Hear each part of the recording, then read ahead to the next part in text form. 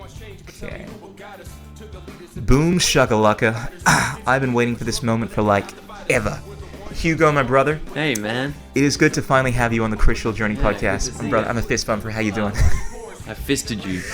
Yeah. Well, off to an interesting start. I've just been fisted by Hugo, everyone. I feel privileged.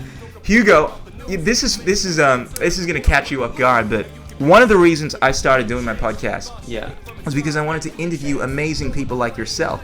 And I remember a conversation we had some time back with Damien, and it was Yeah. very unrehearsed. And strangely enough, I had this camera that I didn't know was recording, and it recorded us accidentally having a really cool organic conversation about metaphysics, history. You were dropping knowledge on Aristotle, knowledge about esoteric stuff. We're talking about ufology.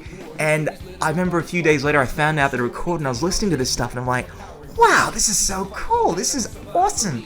And I thought, man, wouldn't it be cool if we did something like this again? Yeah. And a few years later, it kind of spawned into this podcast, which I have now. And Wow, that's great. yeah, it's just an informal conversation where I get to pick the brains of enlightened souls like yourself. So it started with surreptitious, subtle spying strategies. Oh, don't use surreptitious. It was. I wasn't doing it on purpose. Maybe subconsciously I wanted to record you because one thing I've always admired about you is that when you speak, I tend to talk a lot, right? But I actually want to shut up and listen. And you have this way of expressing yourself, and I would just be glued on to everything that you were saying. So I'm sure, like many of the guests are going to be throughout this podcast, they're going to be very eager to hear what you have to say. Because for those that aren't aware, Hugo is a musician, he's a rapper, he is an enlightened intellectual, and he has been tied into doing some many amazing things through the interwebs, which I'm sure you're all aware of. You may know him as General Baxter, maybe, and a few other names. Rap News, if you guys are familiar with that, you've probably seen him on it. But ladies and gentlemen, we're going to get straight into this thing. Peace out. Let's do And it. buckle up, bitches, as Joe Rogan would say. I'm a big fan of his. Get ready for a ride, y'all. Okay. Okay. Is that what Joe Rogan says? That's what he says. Alright, you can face me, man. I know you want to watch it. But I do. The camera's going to be recording you. Okay. Water can flow, or it can Start off with your crash. huge feature video. You Oh, can watch yeah? this. I'm just going to give people insight into some of your works.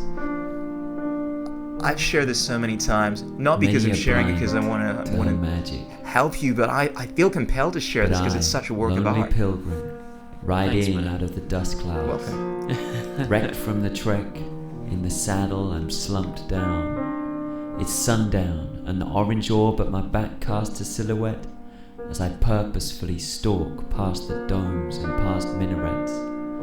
The monasteries, the spires of the churches, the cathedrals, the casinos, the bonfires, the hearses, the circuses, the businesses, the shrines, the workers, the statues, the avenues, the finite circuits, to arrive further towards the sight which inspires my higher purpose, an altar before which I falter before falling in divine service.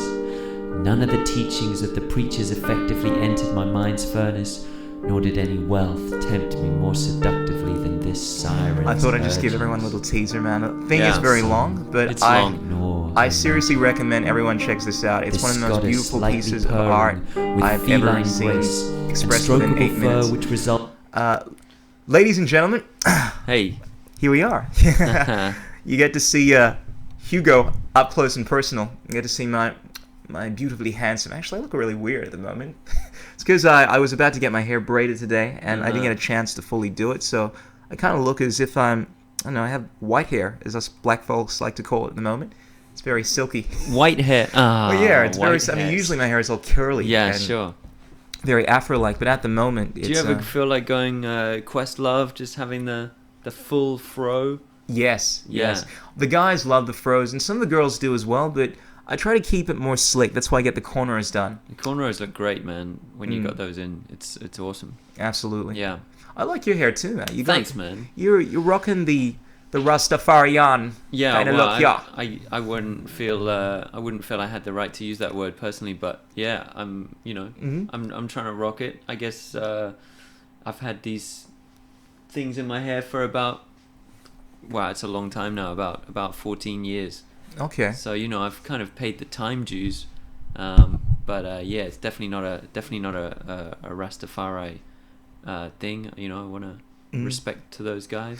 But. When you say you want to, I would think that they'd be more respected if you adopted their religion. You don't feel as if it's right for you to call yourself a Rastafari? I don't know. I guess not. No, I wouldn't say that. No, I think and I don't want to so early on in the podcast expose my ignorance, but I don't know that much about the religion, and it wasn't because of that I sort of adopted their hairstyle. Yeah. I don't know too much about it myself. I know it deals with Haile Selassie or something like that. Sure. There's I mean, he's an Ethiopian king, and that's right. The incarnation of God, the Godhead on the planet, which fine, great. Yeah, that sounds about right. But I don't know. We'd have to wiki it. Yeah. Can we stop the podcast and just wiki it? It actually crossed my mind, because one of the things I love doing on this is keeping things real and legit. Yeah, sure. So, ladies and gentlemen, let's try to educate y'all and find out about Rastafarianism, because from my understanding, it is quite a beautiful religion. I know they believe in peace, love, and lots of marijuana smoking. Right. Okay, Rastafari. Let's have a look at that. See what we get. See if you can read this for me, because I can read it. All right. Well, when it comes up. I'm just gonna switch over to this thing over here. So Who's that? Oh, yeah, we just happened. That's so weird. We just happened to be one of my friends' page. Don't worry, Tessa. I'm not stalking you. I just happened to be on your page. Yeah, strangely, I was actually showing Hugo what he thought about his piece. Oh, first entry? Yeah. Good old Wikipedia. Good old Wikipedia. Gotta love that stuff. All right. So I know Babylon is a big thing with Rastafarianism. Babylon, yeah. Me Babylons. I always like to say that. References to my favorite part of the female form. At any rate, righto. You want to read that for us? So the Rastafari movement is an African-based spiritual ideology that arose in the 1930s in Jamaica. Right on. It is sometimes described as a religion, but is considered by many adherents to be a way of life. I like that. Its adherents worship Haile Selassie I, Emperor of Ethiopia. Some as Jesus in his second advent, or as God the Father. Amazing stuff. Yeah.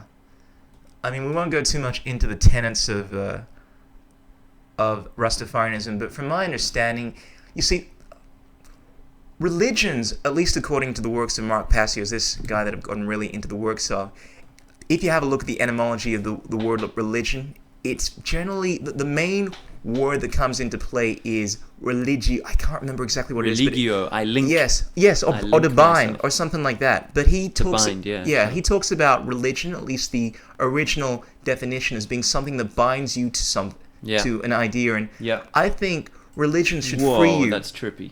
It is trippy. It's like we're going to an infinite reality of different... That is the meta-web. Meta-web. Yeah, but back to our beautiful faces, Hugo. Yeah, what was I saying about religion? Obviously, Rastafarianism is not a religion. It's a way of life. It's I guess you could easily say that they're the same thing, but at least from my understanding, there is a huge difference between religion. Religions are more about dogmas, at least the way I look at it. And if you look at something like Buddhism, which is a way of life, it's more what you call a transcendental approach to life.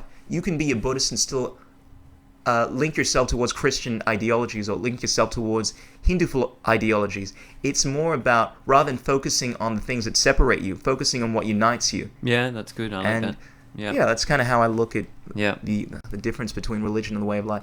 But anyway, how do we digress into this whole Rastafarianism thing? It was hair, and so I just got, I put in the dreads because I dreamt of having them since I was a young nipper. Oh. It's quite strange. So tell us about your young nipper upbringing. How did Hugo become so awesome?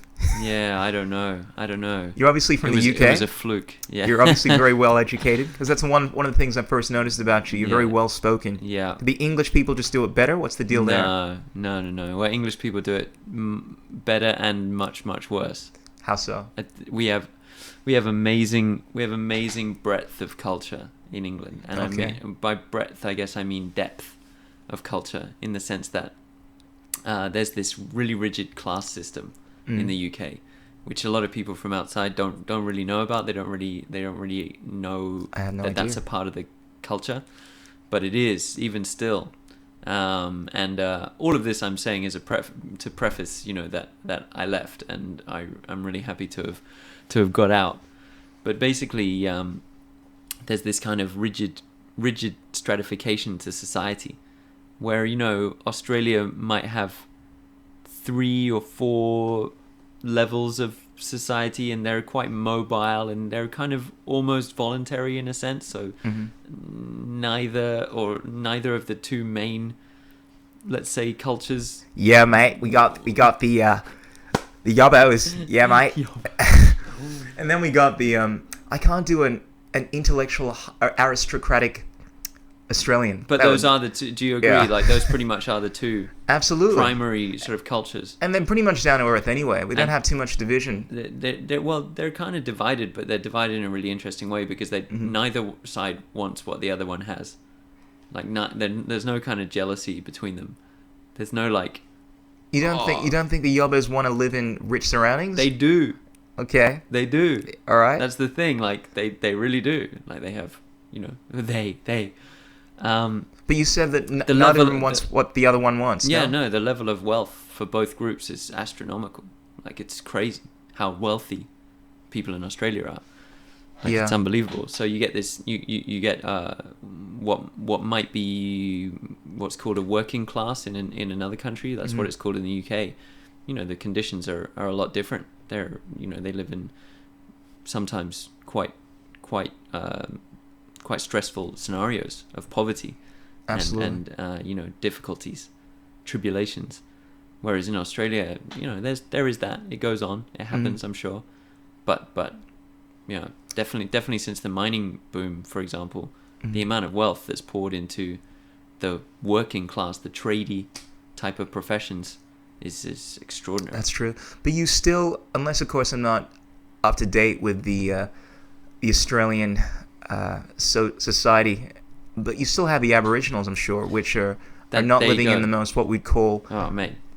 nice surroundings there. No, you're dead right, and that's a whole separate issue. So everything that I just said is made up for the fact that in Australia there is a class which is ignored.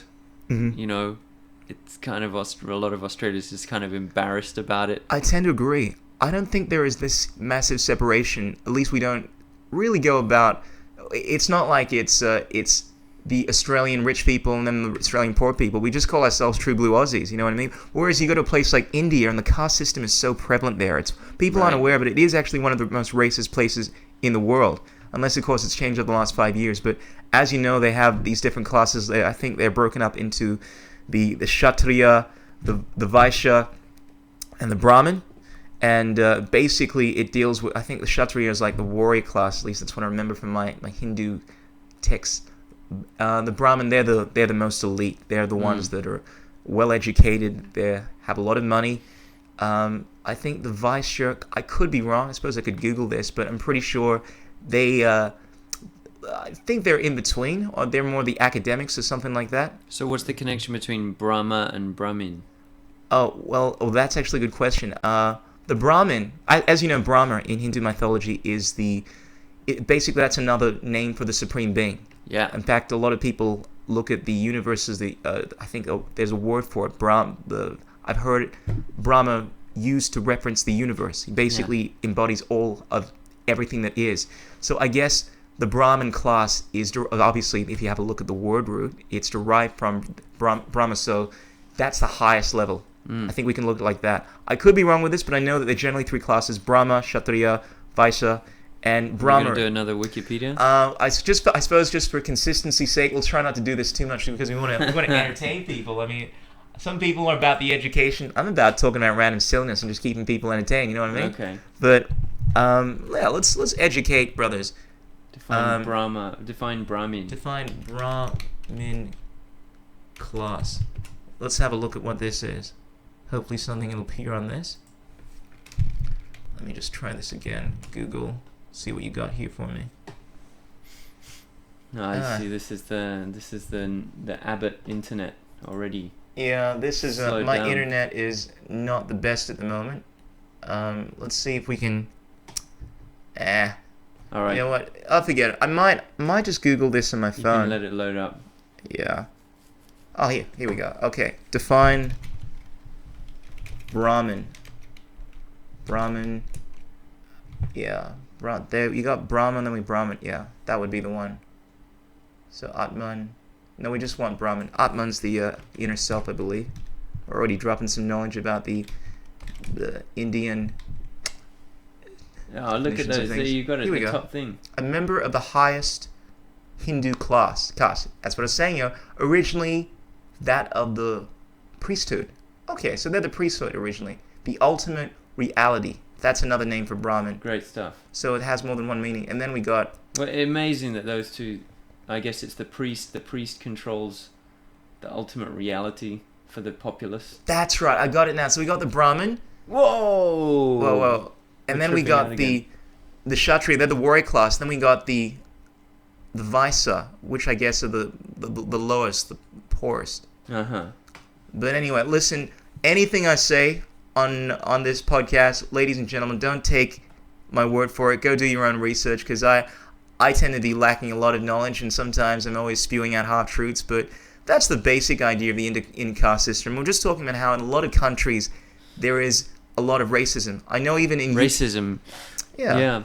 I know even in the UK, you were telling me that they have a bit of a class system going there. Absolutely. Is that right? Absolutely. It's one of the prevalent conditions which precludes social mobility. All right.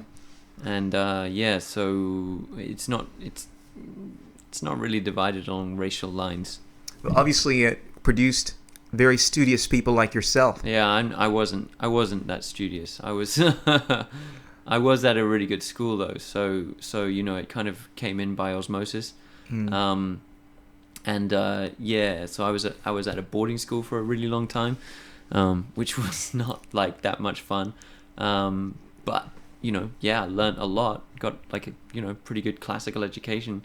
Learned languages, which was really good, and was forced to learn. Where I think like if you go to a regular school, maybe it's more out of control and the teachers have less control, so you can get away with learning less. So even as a slacker at my school, I learned quite a lot. Yeah. But I was a slacker. Well, more importantly, I think you had a passion for knowledge, because one of the things I learned about you and I loved about you was that, I mean, you're always dropping this knowledge about the classics. You're reciting these tales of Orpheus and reciting Aristotle. I remember one of the things you told me about Aristotle that blew my mind, about how we ended up in the scientific mindset we have now, about how Aristotle was all about categorizing things into different groups. And back in the ancient system, we had this universal, holistic system of looking at things. We didn't separate them into mathematics and then into what other ism. It was all part of this whole collective. Right. And you just seem to have this extensive knowledge of history, and I think the only way to get that kind of knowledge is, unless of course you're forced to do it on a very high education level, but the other option is to have a passion for it. And you've always, it seemed to me, had a passion for knowledge, at least the classic knowledge. I guess so. But it didn't really come to the fore until I was long out of school, like way out of school. And then it's funny because I did start to do my own reading after that. And I guess the education that had been sort of thrust upon me became really useful at that point. But yeah, within the context of school, it didn't really make any sense. But that whole meme about Aristotle, that whole run is from a really good book that a lot of people have read. The Zen and the Art of Motorcycle Maintenance. Okay. I don't know if you've come across Sounds it. familiar. Zen, yes, I have heard of it. I haven't read it, but very, very popular I'll in have the to check it out 1970s, I think. if Hugo recommends a book, ladies and gentlemen, you better read that book, yo. Well, that's the funny thing, is I'm not actually that big of a reader. Like, I'll do a lot of reading online and Wikipedia, and I'll watch. You hear that, everyone? One of the most intellectual guys I've had the pleasure of meeting, and I do know some very intellectual people, is saying he's not a big fan of it, mainly because there are other ways of assimilating information. Right, I'm guessing you're a big fan of videos and audio huge books. fan of those kind of things. So audio visual is definitely my learning style. Join the crew. And so I actually find I I can read. As you just displayed, checking out that stuff in Brahmin. I am literate. Yeah. But for example, I've always found comic books, as an example, way more appealing and a way more effective way for me to absorb knowledge. Picture tells 1,000 words, right? I agree, and it's actually been proven that a comic book is the combination of text and words is the most effective way to transmit information. I would agree with that. I would say that essentially there is probably no faster way of assimilating information than to actually read, especially if you were a speed reader. The amount of I've seen people that can scan whole pages. They use this technique called thought stream. It's not sub-vocalization where you're reading all the words in your head. You're basically just taking the words as if they're images, and as a result, you can assimilate faster than most people would. And without a doubt, it's faster to assimilate information if you're a thought stream reader. But we generally remember things, I would say most of us, when we either see it or hear it. At least this is what I've read, that it is much better to hear something, at least for most people, than to read it. And at the end of the day, I think it doesn't matter. It's just a piece of technology that you use. People don't think of reading as a form of technology, but if you go back 1,000 years ago, back in the time of Socrates, when reading came about, Socrates, you wouldn't believe, this intellectual, this one of the master philosophers, is talking about how, I don't believe in this reading thing. I believe that your brain will atrophy. You must remember things just as often as you can. That way you shall keep your brain functioning properly. And he wasn't a proponent of reading. He believed that you should try to remember everything. People back then, they had the ability, believe it or not, to memorize Bibles. Wow. Yeah, they were using these sophisticated techniques like the castle technique, where you can think it's called some kind of memory technique. I've seen in The Mentalist.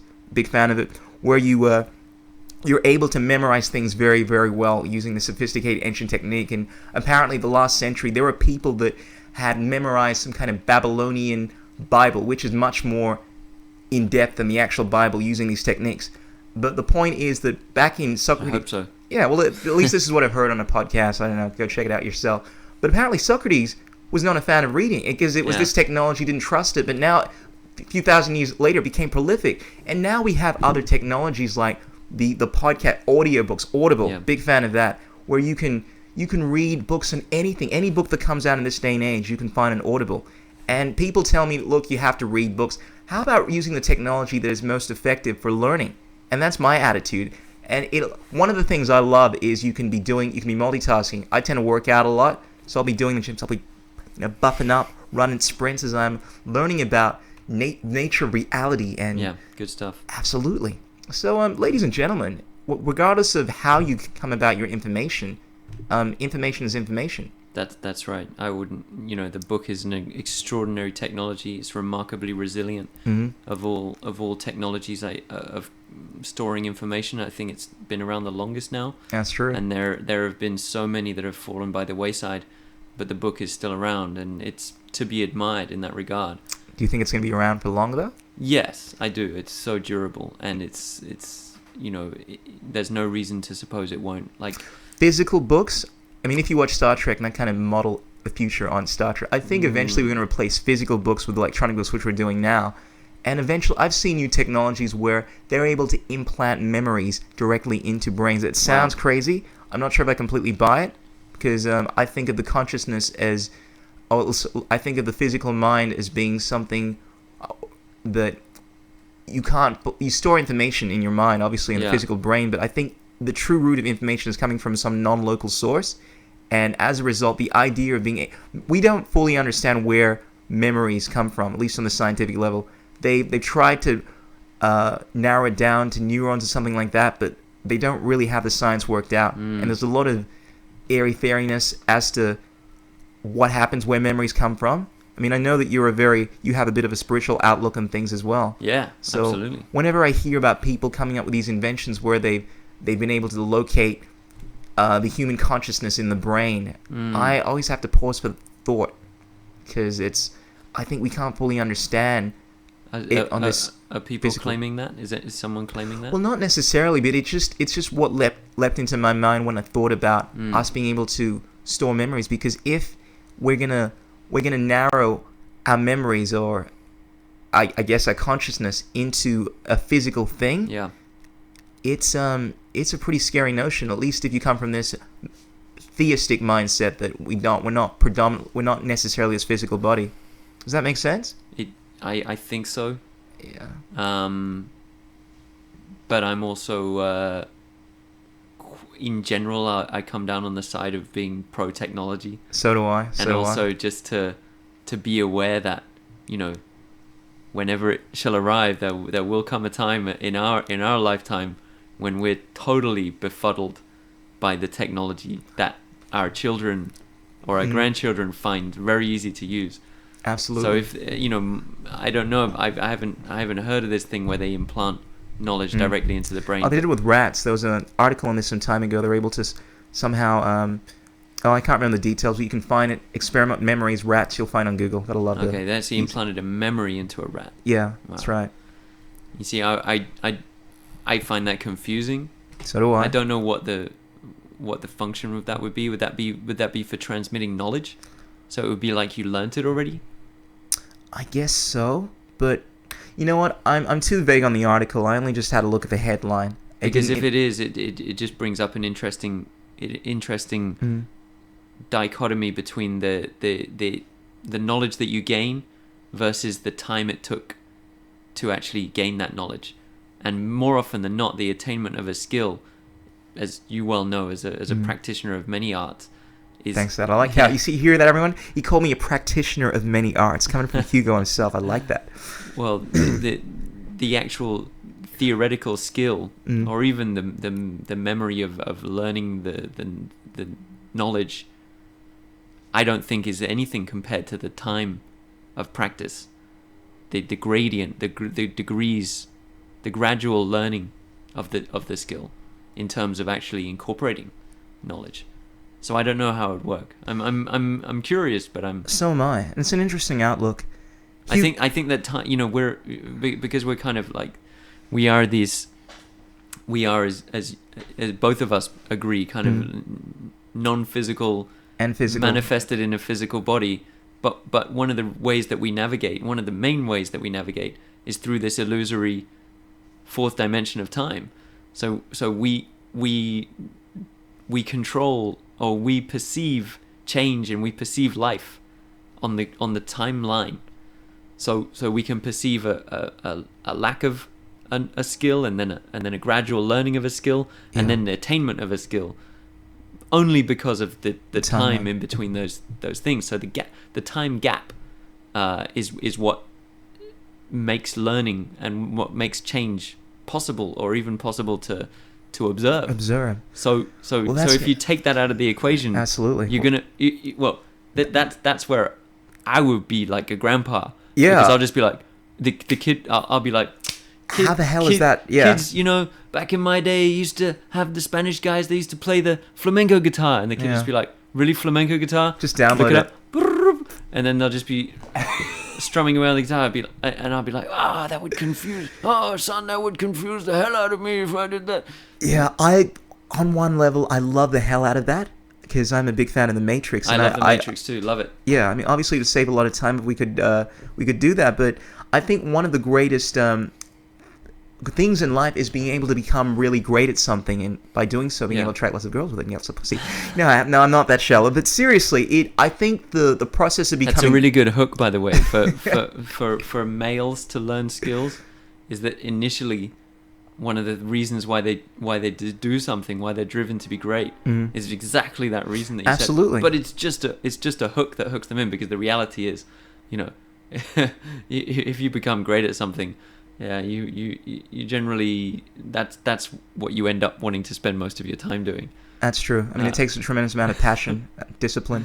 Yeah. But I'm just more into the mindset that if you, I don't want to sound shallow about this, but if you want to gain respect amongst your peers, if you want to feel good about yourself, then devote yourself to something that you really want to become good at. Master that. And by becoming great at that, you will draw people to you, as opposed to having to go out and trying to push to find people that like you. Sure. I think one of my friends, Travis, I had him on the podcast. He's actually... I know him. Yeah, we spoke I've met about him you once. Yeah. And I'm looking at his show. His show is like this Sunday. It's this Sunday. No, I believe it's the next Sunday. I actually mapped it on my calendar. I'm going to check it out, bro. Go check it out. Dude, let's go Absolutely. together. That'd be awesome. Yeah. Boji, I think it's called. Yeah. Ladies and gentlemen, go check it out.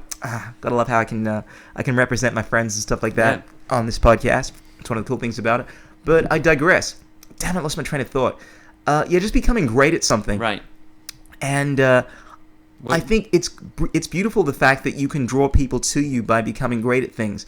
And I think if you took that away, people could just get anything they want. It would really change the dynamics of life. That's true. That's a good point. What's the point of I don't need to work on becoming good looking anymore. I'll just take some pill. I got it. Don't need to work on becoming great anymore. Then that's a good point to some degree. Yeah. But if that did happen, it's just skill attainment or using time. It would go one of two ways. You'd get purists who would do it naturally and keep on the timeline and be like, what are you doing, Grandpa? You're wasting your time learning this. Dad, just download it, Dad. Right, precisely. What are you doing still on the internet? You don't need to read up on ancient mythologies. Just I got the app for that right now. It's in my brain. Well, but then the other way that it would go would be that people would create absolutely extraordinarily next level pieces of art or whatever it is from it. So who knows what they'd be able to do. So because, for example, I'll give you an example. Yeah.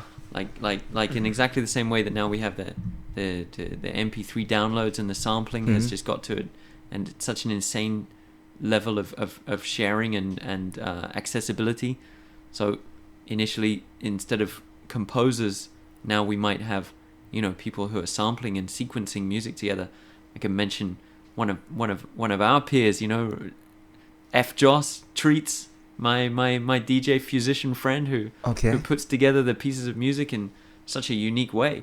He's an extraordinary talent that in an art form that couldn't have existed 10, 12 years ago. And so he's basically sourcing music from all over the world and putting it together in a piece. And it's that expression, it's the creative expression that is what we hold to be of greater value. I mean, information is very static.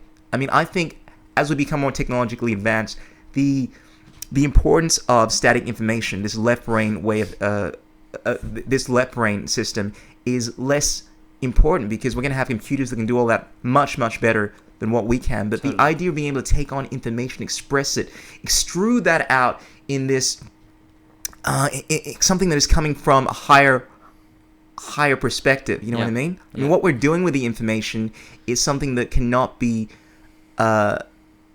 put in place in this left brain paradigm. And I think that aspect is what is beautiful. And in the future, if we have all this information, it sure as hell is not going to detract from our creativity. Because at the end of the day, that's something that you can't really replicate.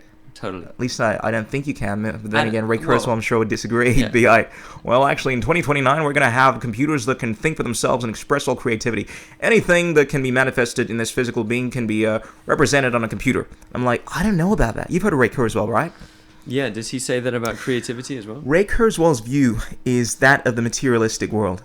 He believes that basically he believes that we will be able to download our consciousness into a freaking computer or something to that effect. Yeah. And I have a difficulty with that because as groundly as I am in science... Grandpa Krish. Yeah, I know. But here's the thing. I don't want to become that person. I'm going to be the kind of person 10, 20 years later that is getting the new Facebook. We'll probably have some kind of like holographic people book version of it. I want to be taking all the new stuff. I want to be getting the chip for the brain and planning it myself. You do? Well, here's the thing. I want to stay relevant with technology. As long as it is because all technology is a way of making your life easier. I mean, this is a piece of technology right now. Absolutely. If I can find something that is making my life easier and it's not having some detrimental impact on my life, sure, I'm going to take it.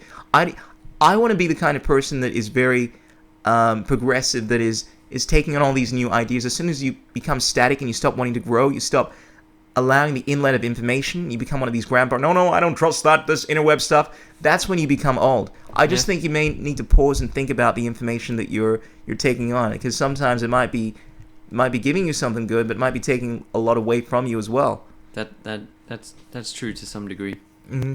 Yeah. I sometimes feel like it's sometimes a little bit tragic watching people who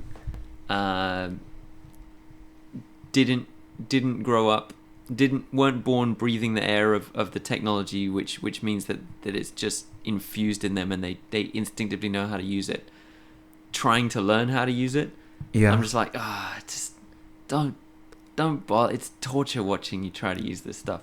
And I'm not saying that people shouldn't be on the internet or whatever, but the particular example in my head is when you see the internet marketing sort of gurus trying to convince baby boomers to set up their online business, and they're like, you got to put videos on YouTube, and so you end up with these dudes like reading from a script, like really really clumsy. He's like, oh come on. If it was natural, you wouldn't need to, you wouldn't need to struggle so much with this. Yeah, it would just flow. If you look at the 17-year-old kid doing his vlog and getting 5 million views in a week, that's what it's supposed to look like. If it doesn't look like that, just you're probably not going to get it. A miracle might happen. I think no matter how old you are, though, you can adopt those ideas. I mean, without a doubt, it becomes more difficult. But isn't there? Don't you think there's a time when, I'm out on a limb here, but I imagine, I hope, and unless we do the upload thing, and live for 10,000 years in the computer brain. Yeah. I hope that there will come a time when like I'm just relaxed. I've done everything I wanted to do. I don't think we'll ever reach a time like that. The whole idea of existence is to experience. I once heard this idea. I think it was proposed by Duncan Trussell. He's one of these amazing, enlightened souls. Maybe I said the wrong thing. Sorry to cut off your flow, but what I meant was that you would have learnt the crafts that you want to carry out your work, to create the works that you came to create. Okay, so and you that can no focus. more, All right. no more kind of skill acquisition, just practice of mastery. I don't believe in perfection though, because what you're saying alludes to the idea that eventually you're going to master everything you need to allow to express yourself through creative art. I don't believe in perfection. I always believe in getting better at what you do. Mm-hmm. It is, yes, strive for perfection, strive for it, but you're constantly getting closer and closer to it, but you will never attain it. And but in the art form that you chose, you know what I mean? Yeah. Like not necessarily having to desperately flounder around trying to find a new one, age 65. Yeah. Like maybe it could happen that you naturally move into a new one. Maybe. But that would be in a natural course of event. That would be my time to just be coasting, just like found my thing, and I'm just gonna do it. Yeah. With all the time that I have left, like all of my synapses, absolutely, are exactly honed to this thing, and I'm just gonna refine it and do it and be the master of it. I see what you're saying. And then that life is done, and I'll come back in another life and be on another tip. But I see what you're saying. So you can focus more of your energy on creative expression as opposed to honing your skills to on one given. Yeah. Keep honing your skills in that area. Yeah. But not be constantly trying to look for the other missing thing, which or maybe I should be doing that, not this. Yeah. Not constantly trying different. That's an interesting idea. Yeah. I like your perspective on that because I think it says a perspective. It's a bit of a throwaway observation. Well, I think it says a lot about you. Because you strike me as a bit of a Renaissance man in the fact that you're dabbling in many things. Bro, don't be modest. This is all about being real. Look, without a doubt, you're doing very well with I'm doing a few select things. Well, you're obviously educated in the ways of the world. You're a very learned man. I always think of you as one of the most. Like a Renaissance man. And it's an expression that's kind of been coined. Indeed. But a Renaissance man would have been a lot broader than the terms we normally use. That is true. That is true. I mean, so I wouldn't refer to myself as a Renaissance man. Like I've met a few people who I would consider that, but I wouldn't refer to myself as I would call yourself the artista in the sense that you are expressing yourself through these different arts. I mean, you're an artist in the very true sense of the word with your hip hop, your amazing ability to converse, and Thanks, bro, man. you have obviously you're a learned dude as well. I mean, I find it to some degree. you know, to some degree. Mm. Like I'm very much a beneficiary of this technology. Like that kind of instant access that we demonstrated earlier. That's miraculous when you think about it. Being able to, I mean, and you know, due to the abattoir that we're living in, of course, it was a bit slow. Mm-hmm. But that kind of instant access to the knowledge of humanity, Absolutely, an that is incredible. extraordinary experience. Never fails to blow my mind. I'm very much a beneficiary of that. I was, you know, it's like I was referring to before. I was born breathing the air of the exact level of laziness that is required. Like Socrates would tear his bloody beard off when he saw how lazy we are with knowledge. But you know, that's where we're at. We can just tap on some keys like, what is the Rastafari movement? What exactly does it mean? And just within 10 seconds it's there and we can read about it. What an extraordinary miracle. And I very much am a beneficiary of that. So I don't I admitted before, I'm not a big reader. I don't read a lot of books.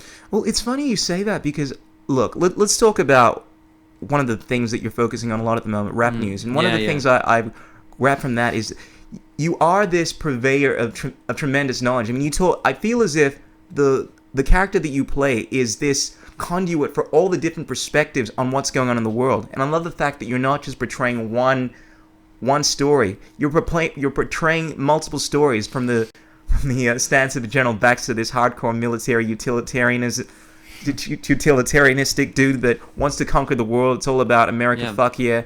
Then you have the more hippie, enlightened Terrence Moonseed approach, and I feel as if you're the kind of person that's obviously extracting a lot of information. Maybe that's just you being a really good actor, hip-hop artist, but without a doubt, I think with all the humility you can muster, man, you have a lot of knowledge about the different things that are going on in the world, and I think that's expressed through what you do. I do to some degree. But I think... Do you keep yourself up to date with news? Yeah, I keep an eye on it, but there's something very important that people need to know about rap news, and that's that it's a 50-50 collaboration. Absolutely. So, you know, like I can admit really, really honestly that I'm not a massive reader and never have been. Mm-hmm.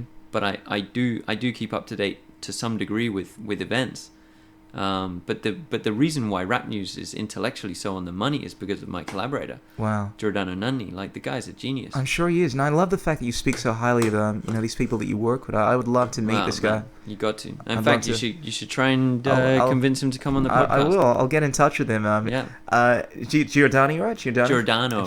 I love Italian. Giordano. Yeah. I'm sure. Does he have an Italian accent? It's all good. He's got an Italian name. That's big enough for me, man. Yeah. Giordano, I would love to meet you, and you know, if you're ever down, bro, I'd love to have you coming on here. Come down, bro. Sorry, am I speaking too loud? No. I was No, it wasn't calm down. That was come down, Giordano. Absolutely, come down, Giordano, my brother. But Hugo, let's play on this rap news thing because I know it is a collaborative, 100% collaboration thing. But without a doubt, the raps that you drop, I've seen you rap. I can talk about the rap. Yeah, I had the pleasure. I had the pleasure of seeing you drop this incredible knowledge, man, in rhyme, firsthand at my. I think this was my EP launch some years back, and I love the fact you play this whole thing down. I was thinking, I wanted to talk you up, but you basically had a very humble approach to the whole thing, and you're like, you know, don't talk me up, just tell them I'm a rapper, blah blah blah blah. And after seeing you command the audience like that, and then freestyle rap in all these different languages, I was without a doubt, and I seldom use this word, but I only use this around really pretty girls when they're singing to me. But I was pretty mesmerized, man. I'd never. I mean, look, I'm a black person. Obviously, I listen to hip hop. Actually, not that much, but I'd never seen hip hop done on this conscious level. I mean, this was maybe 5-6 years ago. We've known each other for a few years now, and I'd never seen conscious hip hop on that level. And it was cool because you were talking, rather than talking about popping caps in people's asses and gang violence, which is something I can't relate to. I just pretend I can relate to. I'm always talking about, yo, man, I live on the streets, yo. I got hard, yo. You know what I'm saying, yo, I got holes, man, all over my face, yo. That kind of shit.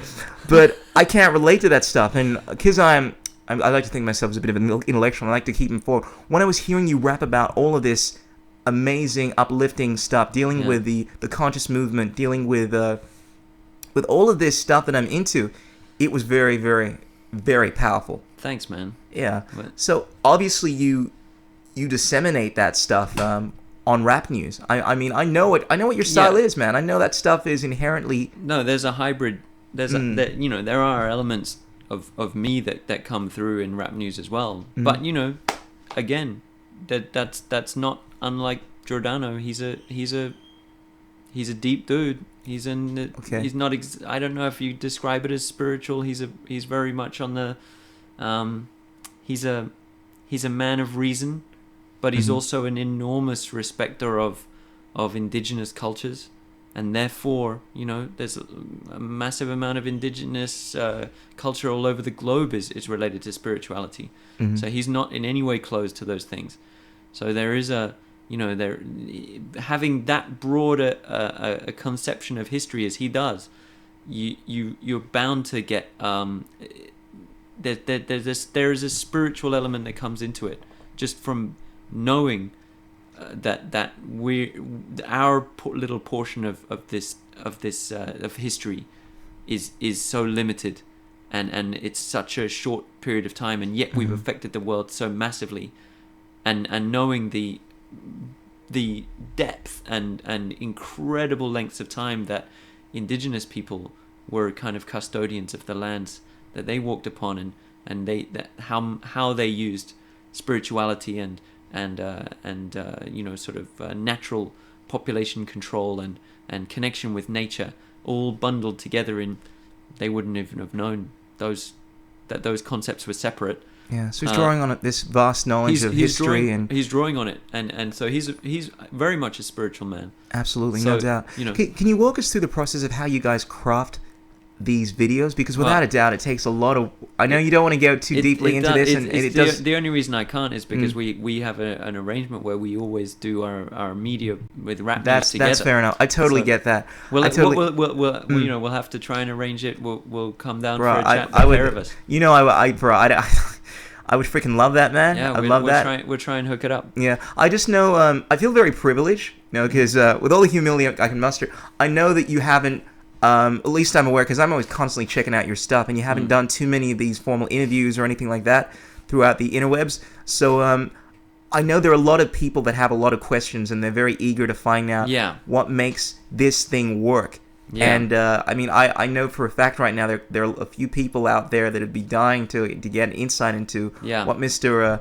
Foster is all about. Yeah, well, that's it. So Mr. Foster is a perfect example of why it's a hybrid. Mm-hmm. So he's a perfect blend of Giordano and me. Absolutely. So I kind of bring some of the mannerisms and the rap style and the voice and stuff like that, and absolutely some of the turns of phrases. Yeah. And the rhyming and things like that, but the knowledge, the philosophy, the very, very careful positioning of the character politically and socially, philosophically, that's Giordano's territory. It's deep stuff. Yeah, very deep stuff. I feel as if not talking about your involvement in it, but just the whole Juice Media rap news thing. Yeah. In itself is such a beautiful representation of the conscious movement in entertainment expressed as art, because within Melbourne, within Australia, I would say that it's probably one of the biggest representations of what's going on in this conscious movement at the moment. I mean, the fact that you're putting across all these different views about technology, about spirituality, about politics, government, and you're dealing with some of the most important global issues. And I know that you've featured people like Noam Chomsky, Julian Assange on that thing, and it's like the whole conscious movement within Australia has been represented within this Juice Media Rap News. I would say that you guys are one of the biggest representations of this world truth movement in our country. And I love the fact that it's been done in this beautiful art form where it's obviously entertaining. I mean, people don't have a problem giving up a few minutes of their day to check this thing out because it's so entertaining and so cool. And it's expressing these things that so many people, these views that so many people connect with. I mean, that's one of the things I love about. I'm sure you're familiar with Russell Brand. He's the guy the amazing comedian, and he's been touching the heartstrings of so many people right now because he's an alright comedian. He's an alright comedian. He's not bad. He's not bad. You know, the biggest stand-up is stand-up. His stand-up is not good. But he's so charismatic that he doesn't have to be that funny. He's extraordinary. He's an extraordinary figure. and an extraordinary host of a show, or as everybody's seen, an extraordinary interviewee as well. Absolutely. But I draw a lot of parallels between what he does and what Juice Media is doing, Okay, just that's nice. in the sense that he is able to express himself in such an intelligent way, in such a diplomatic way. Like, I'm not sure if you saw the last video that went absolutely viral. Yeah. He was with, I think, Jeremy, I can't remember his name. Jeremy Paxman, Jeremy Paxman, very up to date with the... famous media figure from the UK. I did not know that. Yeah. He really pissed me off because I thought what really won me over with that whole thing was I thought to myself I'd be getting so pissed off, but Russell handled that so well. He charmed the frack out of that guy, and he made his point so saliently. I love using that word. I actually got that from Yeah. Hugo. That everyone was watching that had no choice but to freaking love Russell That's and true. agree with everything that he was saying. And he turned a very potentially disastrous situation into a beautiful scenario where he not only won that guy over with his charm, but expressed the sentiments of millions of people, billions, well, potentially at least 1 billion people around the world. And I love the fact that so many people resonated with that. And out of all of the figures at the moment that are representing this whole conscious movement, Yeah. he's one of the foremost, because whereas a lot of people have great information, like there's Alex Jones, there's there are all these different perspectives.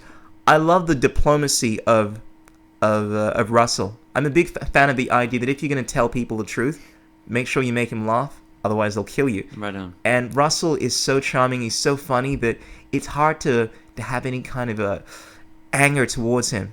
And Yeah, he's worked on that. You know, yeah, a lot. He was quite a lot more antagonistic in the earlier days, and I don't know. It's a trend, I guess. I think we're moving into a new era where you know, these kinds of sentiments are not so difficult to express anymore, and they do resonate. And they didn't in the past.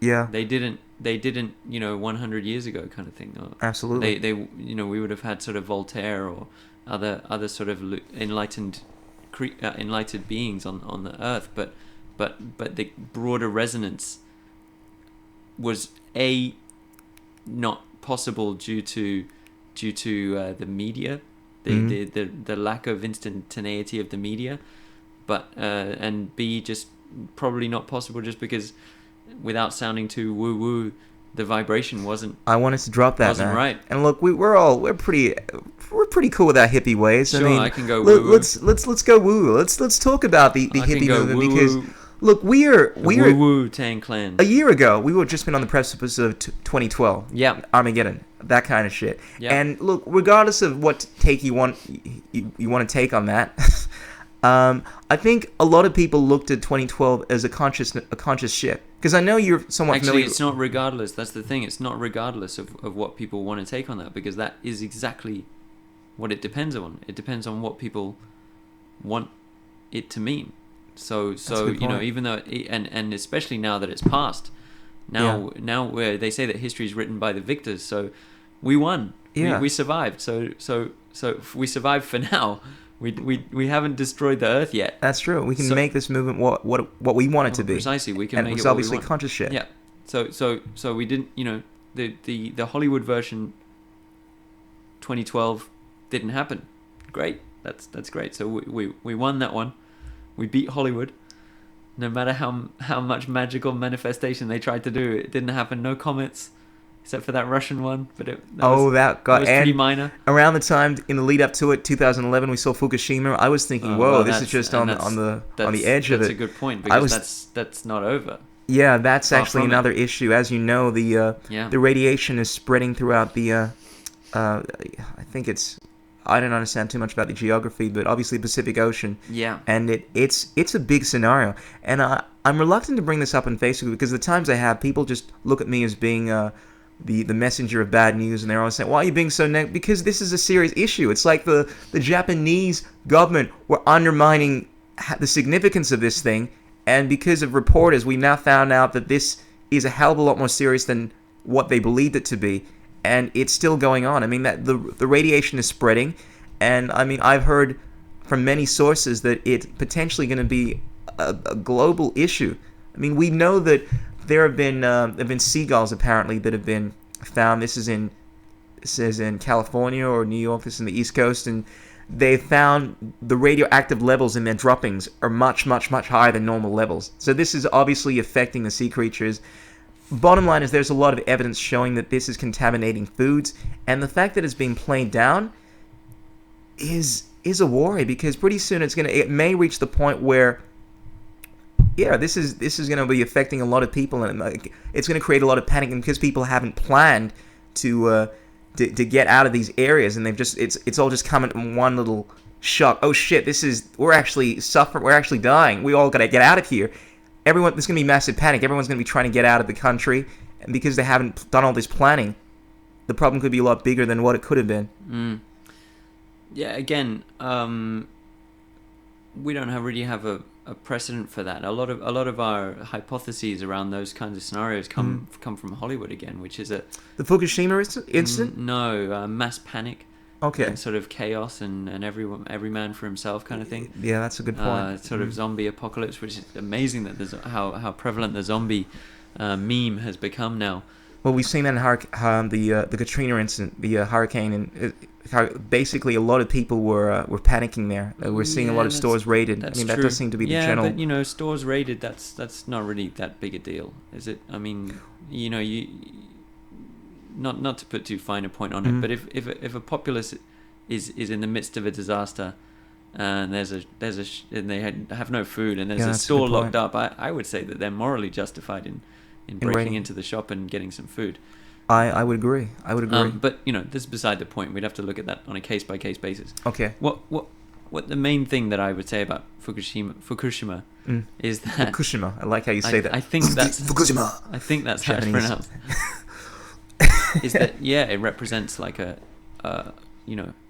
devastating, like unprecedented disaster, potentially the worst ever. But my hope is that it doesn't, and you could have said that it's about the oil disaster in the Gulf of Mexico, but that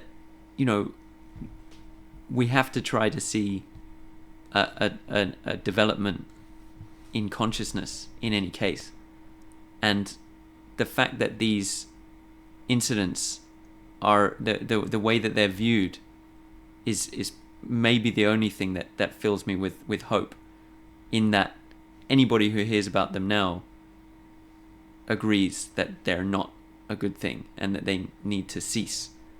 So this is a good bellwether. That's maybe the only positive thing that comes out of it. Are we talking about the power plants in Fukushima, that needs to cease? What exactly are we talking about? I think broader issues around energy. That's the thing, Hugo. I'm not sure if a lot of people feel that way. I know that. I think that it's in my opinion, and again, this is slightly based on confirmation bias, and also just on sheer bloody-minded optimist, hope, and being an optimist. Exactly, absolutely. Is that I choose to believe that anybody now hearing about it, if they're told about it, would agree that it's a bad thing. Of course, the people people suffering from radiation, absolutely, right. That's a bad thing. But the nuclear power plants, whether or not that's a good idea, the fact that we still have nuclear power plants, most of the United States is run on nuclear power plants. We still have a tremendous amount of nuclear power plants all around the world. That to me would suggest that we are still very supportive. And don't get me wrong, there are many countries that I know. For Germany, for instance, they've started building all of these solar power plants, and in the next 15-20 years, they plan on having all of their power plants completely replaced by solar power. And there is this huge shift going on. I truly do believe that eventually we are going to get rid of these fossil fuels and move towards this higher mindset. But without a doubt, at least right now, I think we would be sticking our heads in the ground like emus, man, if we were to suggest that the powers that be, not wanting to sound conspiratorial, are very much against wanting to use nuclear power and all that kind of stuff, because they're still doing it. Actions speak louder than words. But we got to take a little bit of a long game and just think about next couple of years. It might not change, but you stretch it out to a decade, 2 decades. It starts to look more realistic that massive change can happen, and massive positive change. and you bring up Germany. Germany's a great example. Mhm. So their pie chart of solar proportions in their energy grid is just incredible. extraordinary. Absolutely. And best part of it is most of the solar panels are on people's houses. They're privately owned. Absolutely. Which is a great symbol for the collective urge Mhm. to take control of these things. Yeah. The collective urge to return to the simple power of the sun. Absolutely. It really doesn't take much. And thank goodness there's a country like Germany just showing the way. Mhm. And it's really a no-brainer. So we have these incredible tools now, and don't forget that a Fukushima, something way worse than Fukushima can happen at any moment and just wipe us off the face of the earth. That's true. Not because of anything we did, just because it's a natural event. So We've got asteroids and a whole bunch of crazy anything could happen. It could scenarios happen tomorrow. It could happen in 30 seconds. So it can happen. Absolutely. But it hasn't happened yet, and we've made a massive cock up with Fukushima, massive fuck up.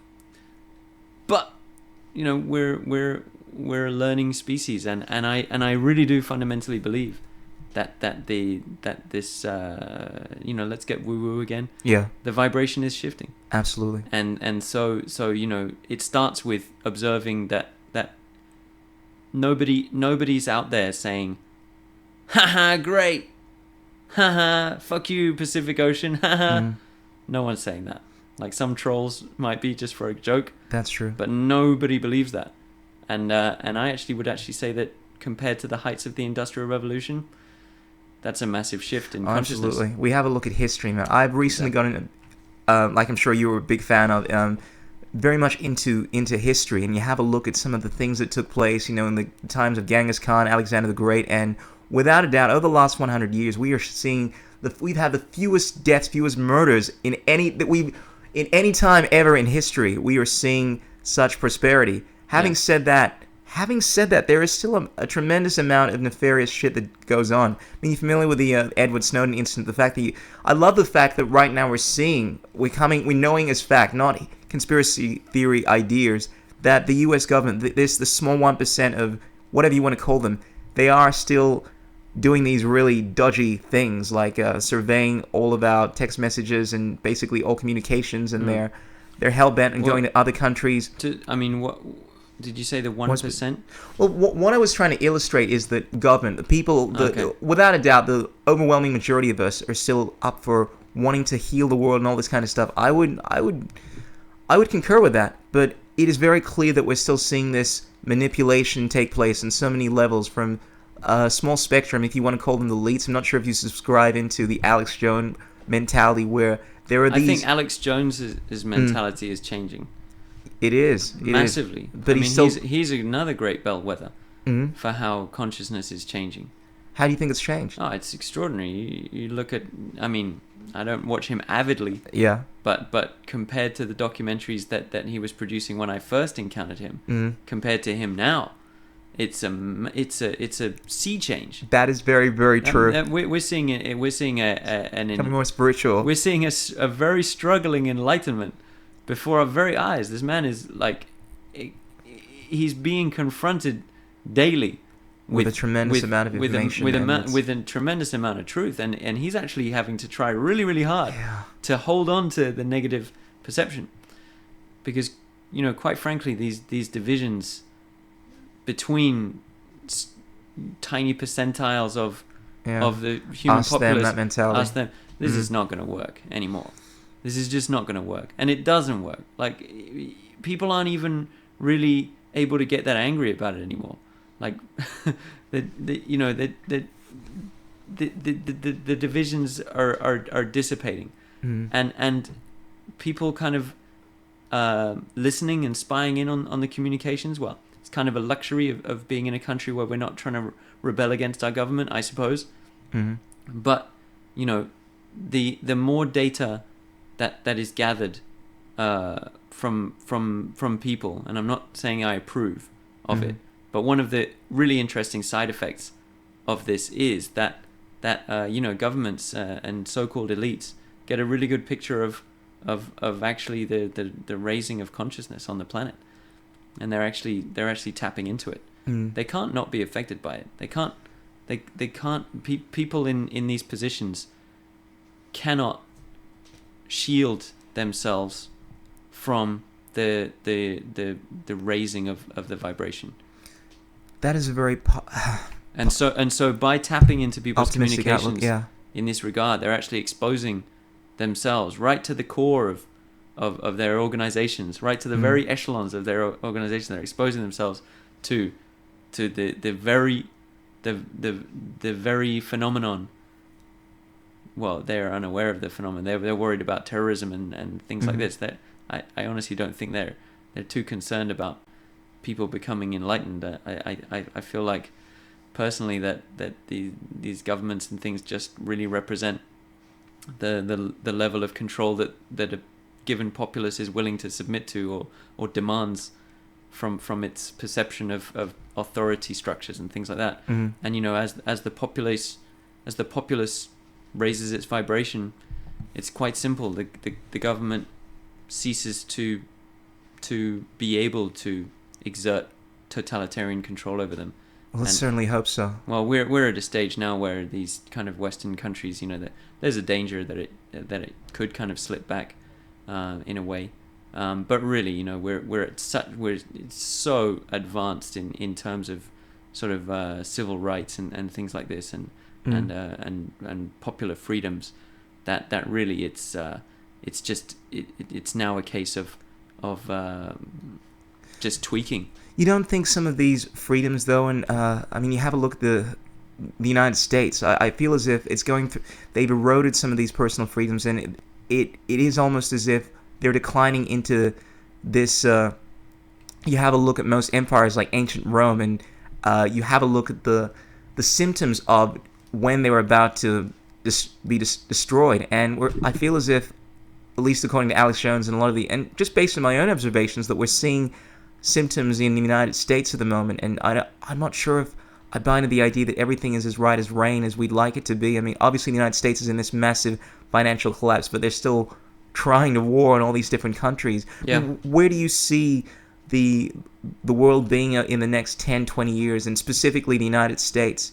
Well, it's interesting you mentioned the Roman Empire. Like that. That was really, that became that was where we coined the word decadent, because decadent means to fall. Okay. And so they were an empire which treated their surrounds as a source of slaves, and just conquered lands in order to draw in slaves. Absolutely. And by conquering lands, they spread themselves way too thin, and their supply lines, as the story goes, became totally exposed. Exactly what the United States is doing, right? They have 300 bases around the world. Well, yes and no. Militarily, it is, but there's no kind of barbarians at the gate in this case. I don't think there's only countries who want to elevate themselves economically. There's no one trying to bash down the walls of the United States to get in and take the land.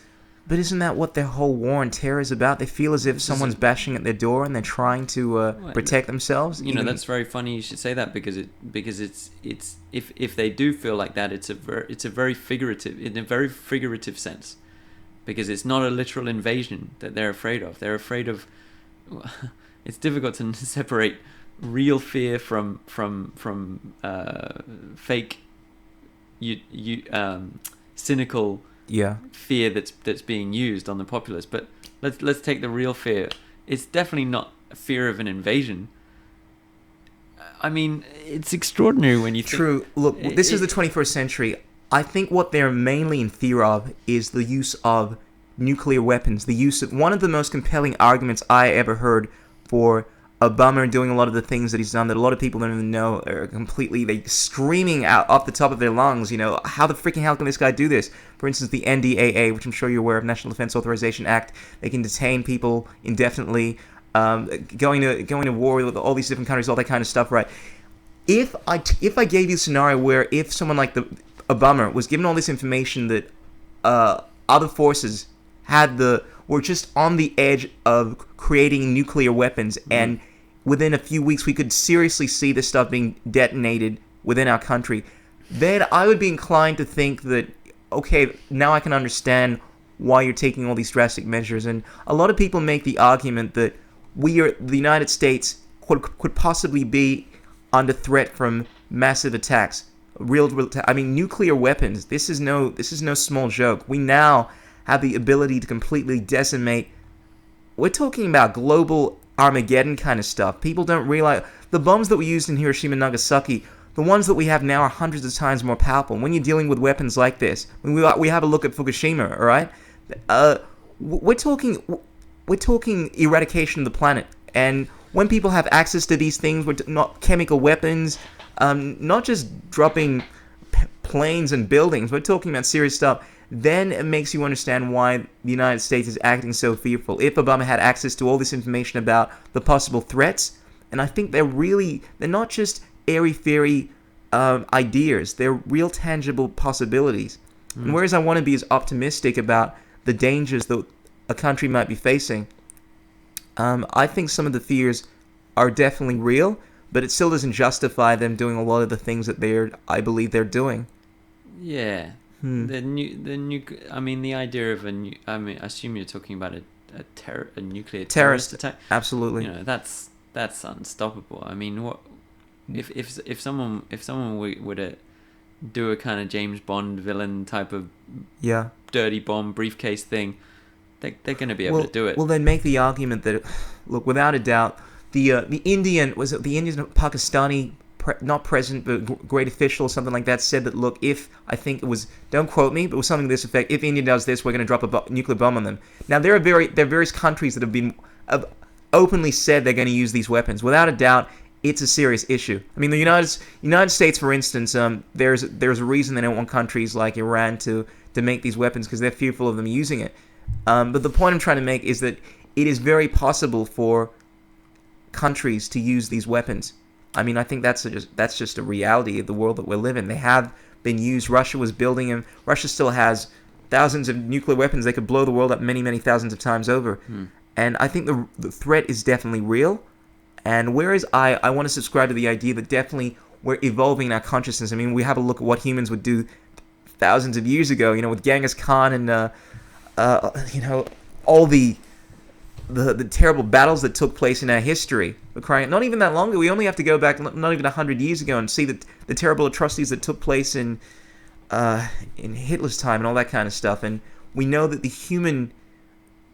we haven't gone through physically. We're still the same beings. We're capable of some heinous things, and it just makes me think, shit.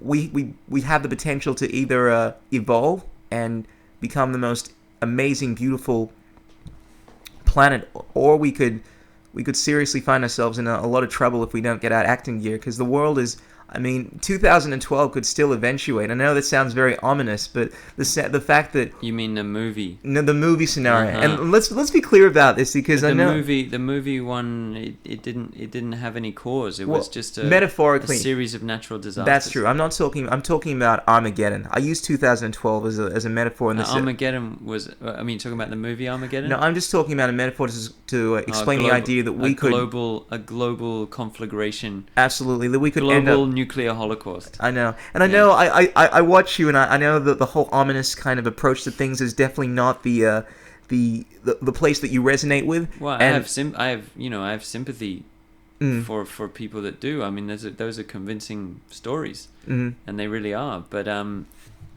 what personal gain do you have from thinking like that? Do we have from entertaining these possibilities?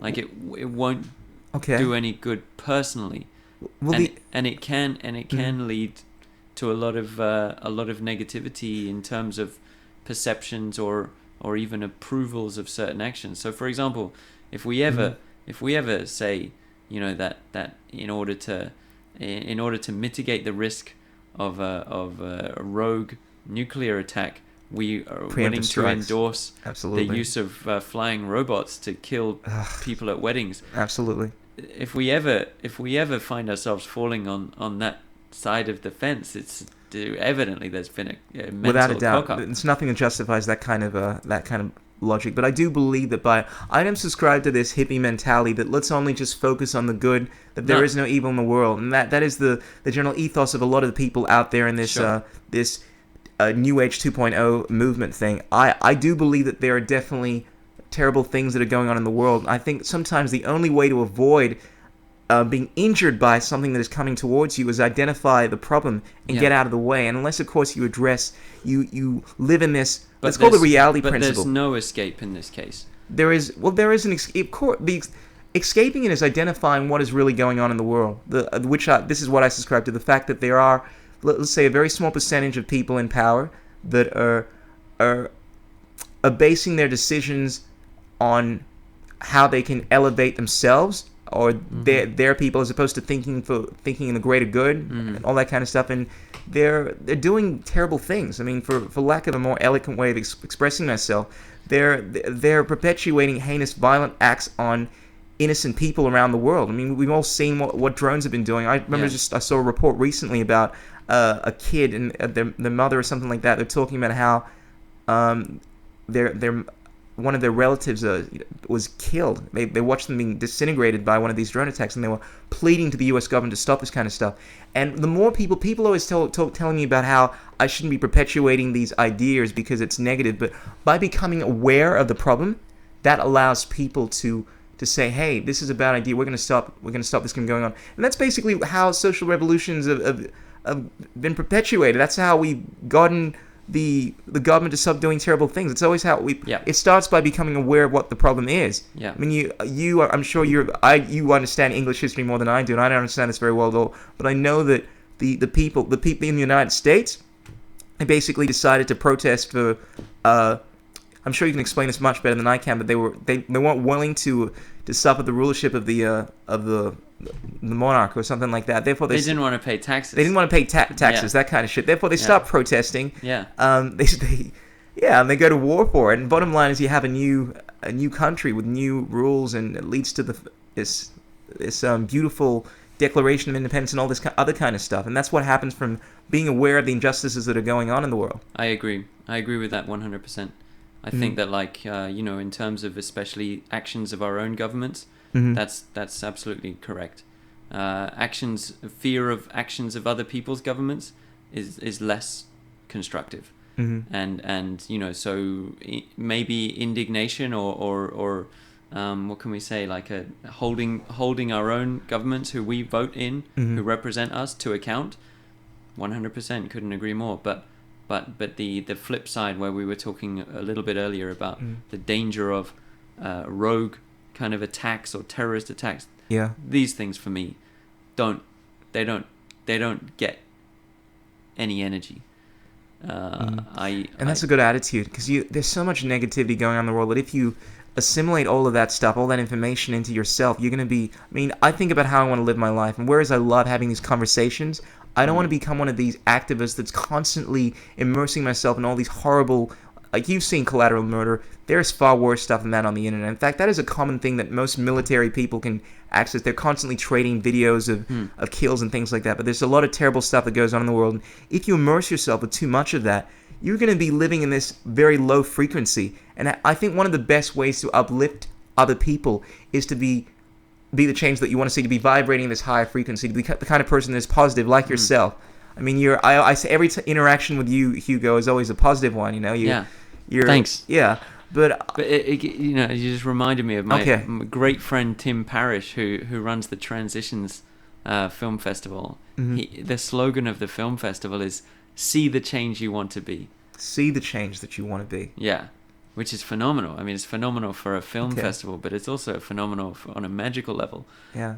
So if you can observe it, if you can focus on it first and see it existing in the world, it's much, much easier to then fake it till you make it, copy it, and actually follow that role.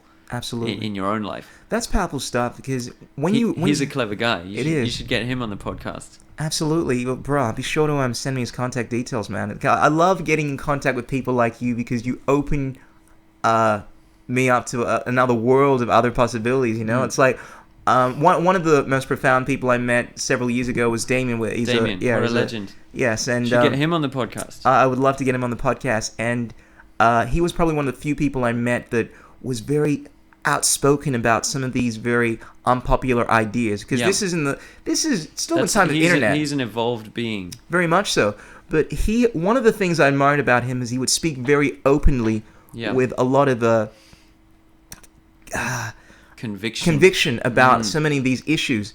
And by spending time with him, I came in contact with people like yourself and other really cool souls, man. And it is I just love that one of the great things about these podcasts, because it's all about connecting and being able to connect other people to these different perspectives on reality and life, and getting away from the mainstream. Because without a doubt, I think the general picture, this is I think what was represented in Russell's little rant over here, that the ethos of the majority is not being represented by these political systems. Yep. And I think a lot of these people that are out there, they want to connect with something that is more in line with the way that they view the world, and that's one of the things I love about podcasts. I feel as if people can connect to things outside of the mainstream nonsense that's going on out there. I'm cool with Russell, and you know that you just don't think it's funny. No, I that's beside the point. I don't think his stand-up is funny. I'll reserve judgment when I see the Messiah tour. It's enlightening though. but he's an excellent figure. But looks a bit like Jesus, doesn't he? Well, yeah, Jesus, Jim Morrison-ish kind of thing. Yeah. The reason why I'm less excited about his revolution is that I think that there are other revolutionaries who are just... Drop some names, Hugo. This is all about connecting with other like minds. Drop some names. Here's my favorite revolutionary of the moment. Okay. Entrepreneur, inventor, magician, Elon Musk. I've never heard of him, and I don't want to brag, but I know a lot of cool dudes I bet in this you movement. have. You know, Elon Musk. Because I'm dropping a bit of a curveball. He would not be considered a revolutionary. Okay. He's a businessman. What has he done? He's done. Okay, let's list them on the fingers, because I love this guy so much. All right. First or second business, PayPal. Oh, wow. Right. Okay. So he's a techie. He's a second business. I've started, dude. I think was, I'm not sure the chronology, but second or third was Solar City, like a solar power energy grid kind of innovating startup. That's freaking brilliant. Third or fourth, I'm not getting the chronology right. I'm sure you've heard of these guys. Tesla. Of course, man. He created that company. Well, the company. I thought you were actually talking about the Nikola Tesla. He started him up. He no, they couldn't have done that. Tesla bot on the, which is, you know, there's a Tesla bot. We're not talking about the Tesla car. The Tesla car. Yeah. Oh, he's responsible for the Tesla car. Yeah. Damn, this guy. Racking them up. Okay. Am I in the thing with 3? Yeah. Fourth one, SpaceX. Space exploration. Oh, to take normal citizens into space. Into space, to Mars. This guy's like a Richard. I always get Richard Branson, Russell. He's the mixed up. He's the he's the version of Richard Branson that is of this era, is of the post 2012 era. Okay. Like Elon Musk. Musk. Okay. Now, ladies and gentlemen, you heard it from Hugo himself. You got to check out this guy. People out there will have heard of him already, but I would hold him up as a far more exciting revolutionary than any political figure out there, any comedian, any rapper, any artist. He's the ultimate expression of a magician in the modern age. Yeah. In fact, I would go as far to say that he is the potential of magic incarnate. That's powerful. In our world. I think I see where you're going with this, because I'm guessing you look at, correct me if I'm wrong, but I look at magic as more so being able to envision, turn your vision of something and manifest into this Euclidean Meatspace. So this is an inventor that can conceive of these amazing ideas in his mind, like Nikola Tesla, and somehow extrude them out into these ideas like PayPal, SpaceX, and whatnot. And by creating this reality through his mind, through his higher consciousness, that is truly magic. Yep. Yeah, that's Exactly. powerful stuff. So you know, take those four things for a start. He's they're revolutionized the big economic things. system. I mean, you know, PayPal is flawed as hell. Yeah. But do you remember before PayPal? Like now we've got Bitcoin and all kinds of That's exciting true. stuff. That We is wouldn't no have small fry Bitcoin stuff. without PayPal. PayPal started the ball rolling, and so we can put that down. Revolutionized the economic system on the planet. Okay. And actually, I'm a little ignorant about Solar City. I don't know what they do, but It's a beautiful idea, man. it's The idea of creating some kind of I don't think it's a city. Well, I don't think it is. But we'll anything to do with solar power it's solar. is cool in my books. It's totally cool. So Absolutely. I'm not sure what it is. We'll have to look it up. But then, you know, electric vehicle, and those two things can go together, because if he reforms the grid in such a way that it's run off solar, and then these electric vehicles are coming around where his company has installed the refilling stations across the USA. Oh shit, man! This guy's creating like Earth 2.0. Exactly. And then finally, once you've just taken care of Earth 2.0, you just say, right, we're actually, as a species, we're in a fairly good position to respectfully go to another planet. And he's started that company as well. Now, as far as I'm concerned, that trumps Yeah, I gotta be real about that. any That does. Russell Brand. Yeah, look, without a doubt, because we're in the world of, I remember one of my friends, Anki, is this amazing guy, he's a student of Krishna consciousness movement. He talks about all these Sanskrit ideas, and apparently the age that we're in now is all about action. I can't remember exactly what age we're in, Okay. but he talks about people that are actually doing things, or the people that, I mean, unless of course you can be intellectually masturbating with all these ideas in your head, but That's unless what of I'm course doing. yeah, that's Yeah. that's what I'm doing with this Yeah. podcast. Like, yeah, blah, blah, blah, blah. Let's talk Yeah. about crazy concepts like a world. That's it. I'm just rapping about it. Absolute. Well, and look, without a doubt, I think inspiration is a very powerful thing. Let's not undermine what I we like do. to think so. All right. But let's try. I know you're a bro.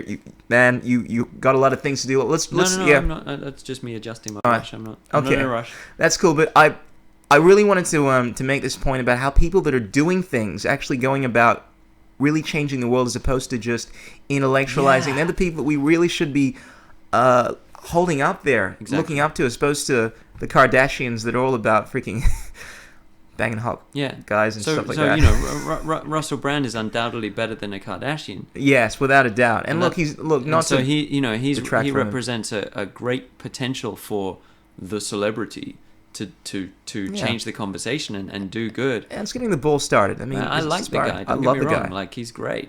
Yeah, the people that are actually going out and doing stuff. But he's eating the dust of an Elon Musk. Like I agree. they don't even compare. They're not even the same species. Okay. Well, you mentioned Elon Musk, and we both agree that guy, without a doubt, is amazing. I just really heard of him now. But can you think of any other figures that are changing the scene? Yeah, there must be heaps, but he's my favorite right now. Okay. I never thought about, because you strike me as someone. He's my obsession at the moment. Yeah, I love the fact that you picked him as opposed to a spiritual guru or something like that. It means that He's spiritual. He's very spiritual. No, he's not not. that He's not openly, but He's not. that is but he's- spiritual. Yeah. That is. I think that is one of the most spiritual things that a human could do. Mm. I think it's more significant than any of the progenitors of any of the major world religions have done. Yeah, like Deepak Chopra, that kind of stuff. No, yeah. Jesus, but better than Jesus, Okay. better than Buddha, better Whoa, than. whoa.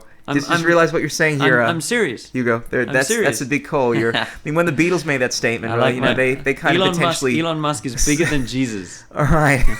Jesus Musk. No, okay. So You're gonna have to go on your own with this one, bro. we have our fan favorites, like we like Buddha, Absolutely. but you know, Buddha, I don't know, maybe I'll have to wait to see if Elon Musk's technologies are weaponized or something. Because I see what you're doing. You're putting the emphasis on physical things, and the issue that I had, at least in my mind, was that when people look at the world of spirituality, they're thinking of things dealing with outside of material ideas. So they're thinking of things There's out. But nothing more spiritual than seeing the sacredness of the material. Only Hugo could have said something as profound as that. Like, That's definitely made me pause for I thought. consider myself a materialist, but not in the way that word is used. Well, there's no separation, is there really? The material, it's It is. unbelievable miracle that we get to, as you call it, what did you call it? The Euclidean Meatspace. Amazing term. Yeah. That we get to play in this meat space. So funny, but this is the material, and what could be a better expression of magic than the potential of an art, for example, like engineering, which can create the terrifying technologies that you've referred to as of nuclear weapons, which are actively destructive, and even nuclear power, which is only potentially destructive, but also potentially amazing. We could have nuclear fusion. That's crazy. In the future, which is extraordinary potential. That is the only reason why the original storytellers who spoke about the metaphor of dark and light magic didn't use engineering was because engineering didn't exist at that time. Like engineering, technology, these arts of humanity, they are magic. They are the quintessence of magic. Yeah. We do not need a Harry Potter, we do not need like a telepathy, which may come, which may, humans might evolve to have it, but we've got it already. That's a good point. We engineered it. T.S. Eliot, when technology becomes sufficiently advanced, becomes indistinguishable from magic. Which is a profound statement. Absolutely. And I would go as far to say that it's a real shame that statement had to be made, because if we'd known from the outset, two things. If we'd known from the outset, so the thing that you reminded me before about the Aristotelian separation of well, it's actually not. His propensity to separate things led to, according to the book Zen and the Art of Motorcycle Maintenance, led to a separation of the two bounds of techne. That techne is a Greek word meaning art. Okay. And so we took techne and we took the study of that. We added ology, which is the study. Technology is the study of art. Okay. And we then created our own word, art, artificial, artifice, and we separated the two. So art and technology are separated. So that was the first major schism. But I would propose a more profound schism than that, which is that technology was never acknowledged as magic. Maybe until now. Maybe until this era can we truly see that it's magic. It's a miracle. These are miracles that we witness. We carry the gadget in a pocket, which I've... Absolutely. I got mine over here, this iPhone right here. What? This is unbelievable. Absolutely.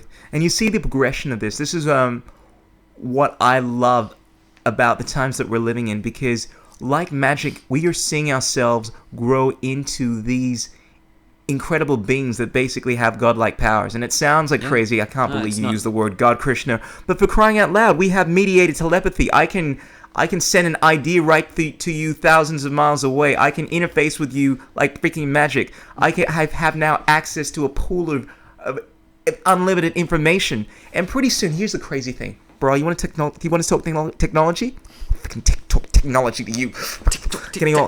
I'm so excited, man. I can't even express myself properly. But man, imagine this, all right? When I mention this to people, they think I'm speaking magic and I'm on some kind of trip, all right? But when I talk about technology, I'm speaking factual, because I talk about a lot of hippie nonsense, okay? Now, the kind of technologies we have at the moment, have you heard of EEG headsets?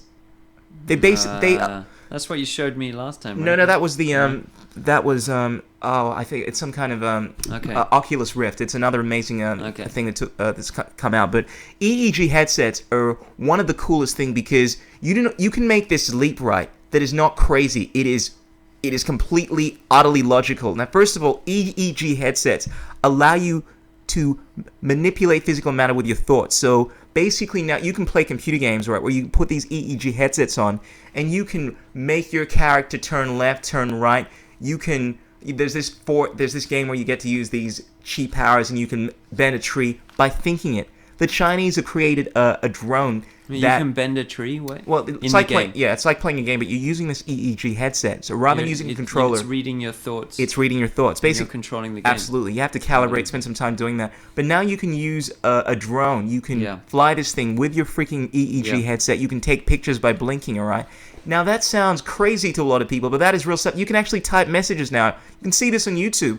You can type messages using an EEG headset. Yeah. And look, in all honesty, they were doing this in 2000. I remember seeing this on Beyond 2000 where they had a device that could allow some guy to use his cursor, use his mouse cursor and move it left, right, up and down, right, using his mind. Extraordinary. But now, here's the next level. We now have technology, right, where some kind of nanotechnology, all right? We can actually manipulate matter on the subatomic level, okay? Now, imagine if you could fuse nanotechnology with the EEG headset. Yeah. You'd be doing shit like thinking about that cup right there, dematerializing, thinking about that cup right there. And look, that sounds like a bit of a step away, but I know for a fact we now have devices, right? They're called quadrators or something like that. They're these little devices, right, that you can... They're like... they're freaking amazing, man. I'll show you a clip another time. You're talking about the little drones. Those little drones. You can move... The four absolutely. Propeller drones. You can make and do some amazing things. Now, Matt, we can do this right now. They're the positive part of drones. Absolutely. But imagine this. You can link your EEG headsets with a whole bunch of mini ones, and you can do things like lifting your cup up in the air, making that thing pick up little objects. And so you can actually use your mind now to interface with physical reality. Well, so what you about like this, Jedi Chris? powers. What about linking your EEG meter headset to the 3D printer, and just imagining something and then it pumping out? Now we're cooking, son. Now we're freaking cooking. But I guess if we're manipulating the nanoparticles, we don't need that anyway. Exactly. We don't But even need that's the 3D still, printer. That's still a step. But maybe the 3D further printer away. is the step towards absolutely manipulating the nano. But they are. Look, I know Europe is very advanced with nanotechnology. They're doing some crazy stuff at the moment. And look, I couldn't. Well, it's really, really practical things are coming out. The life straw, you know, It's a life straw. It's just a handheld water filter. It's incredibly that, effective. yeah. Filters That's a few years old. 99.999. Absolutely. Yeah, it's a nanotechnological device. Yeah. But I'm talking about more. But that's just an example of something really practical, really simple. Yeah. Very cheap to produce. I'm talking about pills you Great can take stuff. now. Ray Kurzweil, apparently they're going to have this perfected within the next 5 years or so, that work with your blood cells or something like that, allow you to breathe underwater for up to hours. Wow. So they're now creating these pills. When it comes to particulars, the details, I think I've heard of scientists, that, yeah. But basically, they're perfecting this thing. Is this true one? I This thought is it was legit. a fake article. When I'm talking about technology, you Amazing. think I don't have to talk about metaphysics anymore because technology is far more mind-boggling. Great, exactly. The kind of stuff that we have now is when I brought up the Google car 6 months ago, people were like, "No, that's ridiculous." Yes, we have a car now that drives itself. It's not crappy, dodgy shit that can't get from A to B. I'm talking about a car that is far more likely to get you from A to B than 99% of you humans. yourself, yeah. Absolutely. I'm talking about stuff. There is a New Zealander that has made a jetpack that flies 5,000 feet. That's right, I freaking said it. A few years ago, I was talking about 30 feet, and I felt reluctant saying that shit because it was unbelievable. It apparently was the most amazing feelings, about $75,000. You could travel for half an hour on this thing. The latest version, 5,000 freaking feet. It's a jetpack. It runs on normal petroleum. This is the kind of stuff we're implementing now, and this is just a touch of the kind of stuff we have. So really, we are living in this magical world. And you have a look at the exponential growth of technology. We're talking about how 40, 50 years ago, we had these computers that were like 100 times the size and could do only one fraction of the stuff that the iPhone can do. And 40 years later? But you have a look at the exponential growth. That's why people like Ray Kurzweil believe that by 2029, we're going to have the singularity. We're going to have a point in time where computers are going to be so sophisticated, you're not going to be able to distinguish the way an artificial intelligent life form behaves in comparison to how a human being behaves.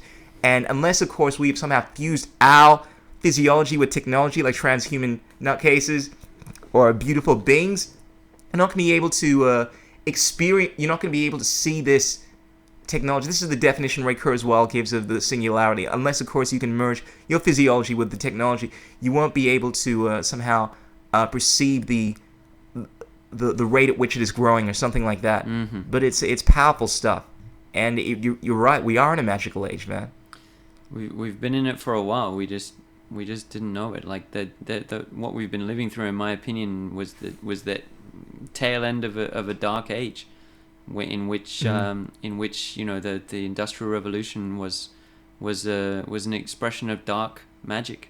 Absolutely. On the planet, an absolute expression of dark forces, out of control. But as everybody knows, after a night must come a dawn, and I believe we're approaching that dawn. In fact, I honestly believe we've already passed it. Okay. And that we're now, it's On the my precipice of something optimistic hope that we're going to take all of that dark experimentation and use it as a springboard.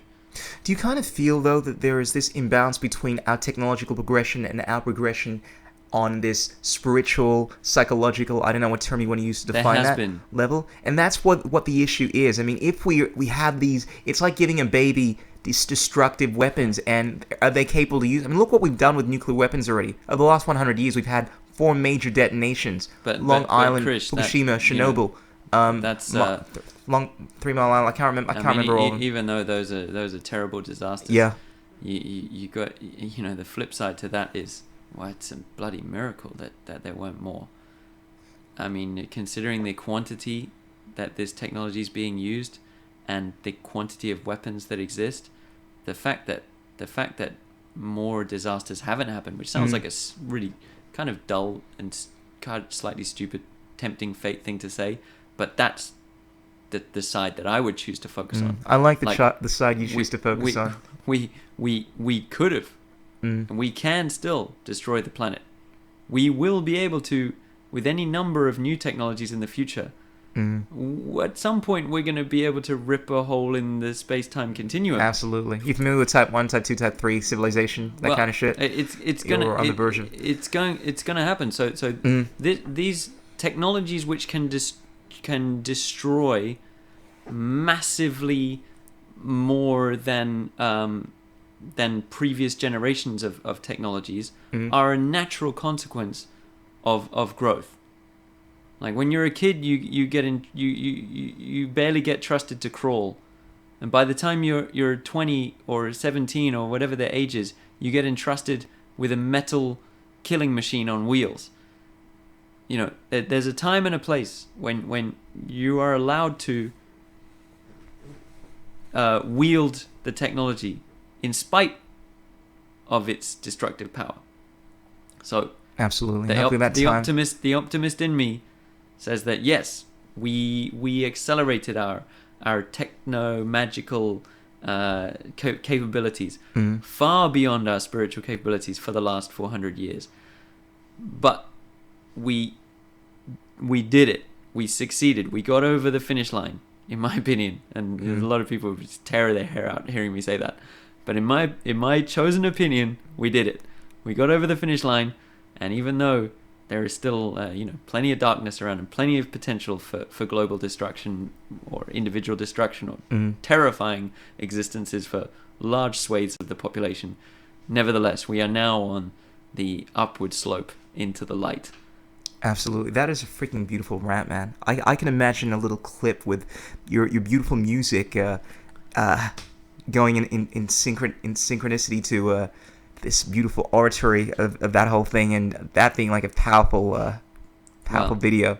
The way I look at it, a lot of spiritual people believe, along with the sort of Hindu philosophy, that we're existing in an illusory state. That it's the Maya. Absolutely. If it is true, then that some people would say that would make people more flippant about it.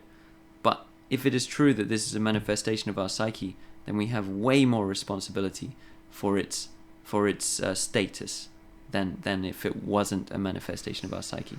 And absolutely. It's exactly the same way. It's a manifestation of our collective psyche, and that's the trick. Because whereas you may be obviously you're representing the change that you want to see in the world, it's difficult because a lot of people feel as if there are a lot of people out there, or maybe not a lot, but at least enough that it's creating this reality that we individually are not completely in line with, and I don't know. I guess we have to change their I mindset in order to experience. It's back to the Tim Parrish slogan, you know. I see the change I want to be in the world. I see the change. I don't see that other stuff anymore. Yeah, it's and you could call it confirmation bias. It is, but that is a magical methodology. It is it's a difficult one, but so you know, people need to take control of their Facebook feeds and you know, if they're and use it as a magical device for taking the bellwether of the planet, you know. And if there's a story which is really troubling them, yes, you got to look for the positive in that. Not the positive, but the balance. You got to look for the balance. I think like in exactly the same way that they're it's not all sunshine and rainbows and unicorns. Mm-hmm. Well, in exactly the same way, nothing is all darkness and pain and suffering. There's a balance to everything. Mm-hmm. So for stage one is finding the balance, and then after that, stage two is being able to manipulate it and choose where you sit with it. Definitely wise words, and definitely something I shall ponder on, son. Hugo, you have such a brilliant take on the world. That was fun. How long did it go for? Bro, I think we've hit the 2 hour mark. I usually keep these things to an hour, but we're going on almost to 2 hours. A lot of juicy information there, which I'm going to extract and create lots of really cool clips out of. Hugo, it is an absolute pleasure having you on this thing. I know that you're doing a lot of things. Obviously, you're a musician. You have your own music coming out. It's purely rap. I don't know if I call myself a musician. Well, I'm a poet. Absolutely, yes, but it's still. This is a tricky thing because I know a lot of singers. I guess some rappers don't look at themselves as a musician, but essentially, your vocals, your voice is the biggest instrument of all. It's the most finely tuned instrument. You're expressing yourself through vibrations that are being emitted into this Euclidean Meatspace, and just like any other instrument would be doing so, you're doing that through your own voice. That you've seasoned to be what it is now, and that, by all means, in every sense of the term, is music. Yeah. So, right. Yes, I definitely consider yourself a musician, a wordsmith, and any other awesome thing I can think of throwing in there. And I would love for you to shout to represent your. Where do people get a hold of your stuff, son? My personal stuff, probably the best place is my YouTube channel. Okay. So just go to, I guess, Hugo the Poet, right? Hugo the Poet. Yeah, I've been to that many times. Yeah, I've got about almost 50 videos up there now. It's if you look up the Hugo hip hop playlist, you can see my career of making videos. I love YouTube. I think it's an unbelievable media revolution at your fingertips. Join the crew. Absolutely extraordinary phenomenon. And of course, there's the Enlightenment album that you have out. The Enlightenment Era, yeah. Enlightenment Era. Yeah, which is available, I'm pretty sure, for free download off my SoundCloud nowadays. I've checked it all out on SoundCloud. I really thoroughly enjoy that CD. Yeah. I particularly love that one about the cat. What was it? Schrodinger's cat? When I get Is that right? Yeah, when Pavlov's dog met Schrodinger's cat. Yeah. It's very unique. Die Flucht zum Gedankenexperimenten. It's my opera, my rap opera about thought experiments. Absolutely. Yeah, it's a fun one. Definitely see the similarities between the style there and obviously a lot of the stuff that you do on the Juice Media. Well, you know, I contribute my part. Absolutely. I contribute my part. I guess I contribute definitely rhyming and acting and maybe some comedy as well. But we've always got to remember with rap news, it's a collaboration. Combine, absolutely. Well, ladies and gentlemen, there you have it, Mr. Hugo. Actually, that's not even your surname, Mr. Farrant, Hugo Farrant, the legendary extraordinaire. One half of that, which is Robert Foster, Gerald Baxter, Terrence Moonseed, and that which a lot of people know as the Juice Media rap news stuff. Ladies and gentlemen, be sure to check out his works. You can check out his YouTube channel, Hugo the Poet. You can check out some of his other stuff, which I'm sure you're aware of.